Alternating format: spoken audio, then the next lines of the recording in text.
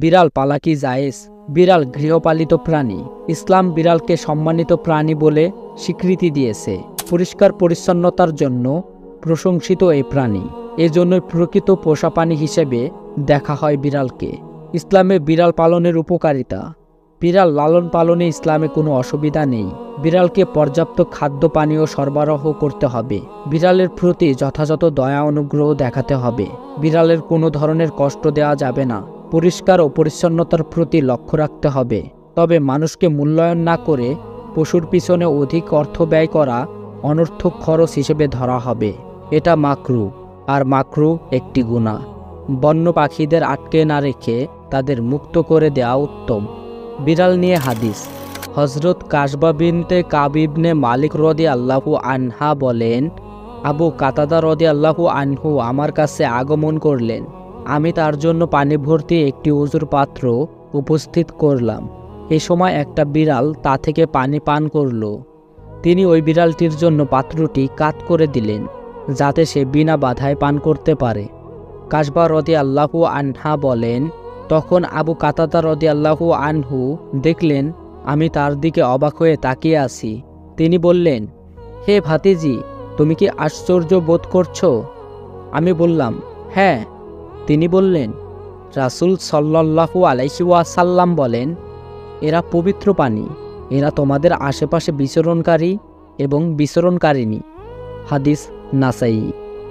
হযরত আবু হুরায়রা রাদিয়াল্লাহু আনহু থেকে বর্ণিত, সাহাবায়ে কেরাম রাসূল সাল্লাল্লাহু আলাইহি ওয়াসাল্লামকে জিজ্ঞেস করলেন, হে আল্লাহর রাসূল, জীবজন্তুর জন্যও কি আমাদের পুরস্কার আছে? তিনি বললেন, হ্যাঁ, প্রত্যেক দরাদ্র হৃদয়ের অধিকারীদের জন্য পুরস্কার আছে। হাদিস বুখারী। হাদিস নং 2363। বিড়ালের উপর কোনো ধরনের অবিচার হলে গুনাহগার হতে হবে? রাসূল সাল্লাল্লাহু আলাইহি ওয়াসাল্লাম বলেন, বনী ইসরায়েলের এক মহিলাকে একটি বিড়ালের জন্য আযাব দেওয়া হয়েছে, কারণ বিড়ালটিকে আটকে রাখায় সেটি মারা গিয়েছিল। ফলে সে জাহান্নামে গেছে। বিড়ালটিকে সে আটকে রেখে সে খাবার পানিও দেয়নি, আবার ছেড়েও দেয়নি, যাতে করে জমিনের পোকামাকড় খেয়ে বাঁচতে পারে। হাদিস মুসলিম। হাদিস নং 5745।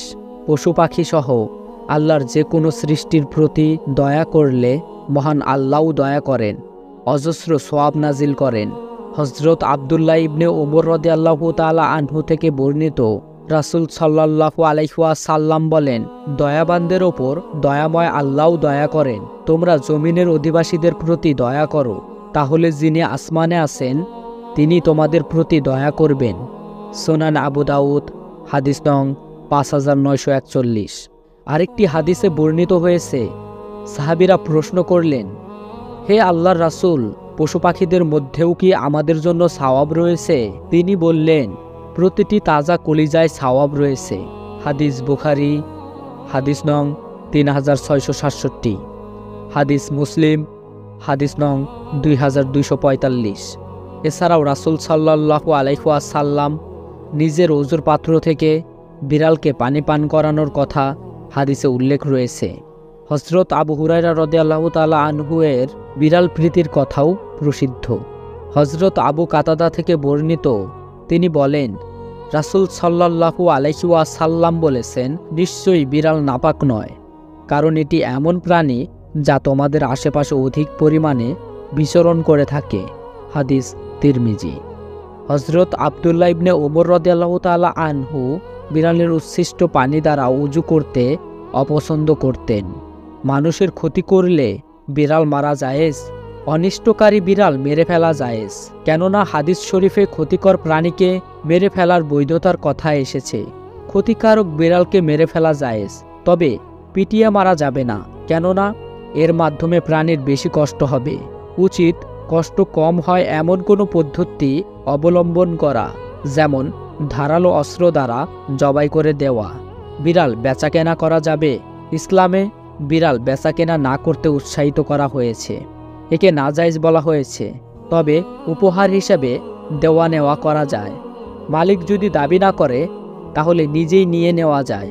হযরত আবু জুবাইর রহমাতুল্লাহি আলাইহি বলেন, আমি জাবের রাদিয়াল্লাহু আনহু এর কাছে কুকুর ও বিড়াল কেনাবেচা করার ব্যাপারে জিজ্ঞেস করলে তিনি বলেন, নবী সাল্লাল্লাহু আলাইহি ওয়াসাল্লাম এ ব্যাপারে সাবধান করে দিয়েছেন। হাদিস মুসলিম, হাদিস নং 1569।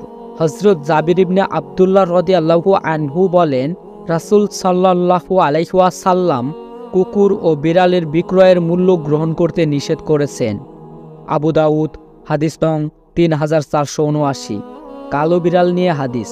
কুসংস্কারের প্রচলন রয়েছে। কালো বিড়াল হলো শয়তানের অবতার। কেউ কেউ কালো বিড়াল বাড়িতে দেখলে তাকে মঙ্গল অমঙ্গলের প্রতীক মনে করে। এমন ধারণা করা শিরক। এ বিষয়ে কোনো হাদিস নেই। তবে সব মঙ্গল অমঙ্গল আল্লাহর পক্ষ থেকেই আসে। আল্লাহ তাআলা বান্দার সব গুনাহ ক্ষমা করলেও শিরকের গুনাহ ক্ষমা করবেন না, যদি তিনি দুনিয়াতে তাওবা না করে যান।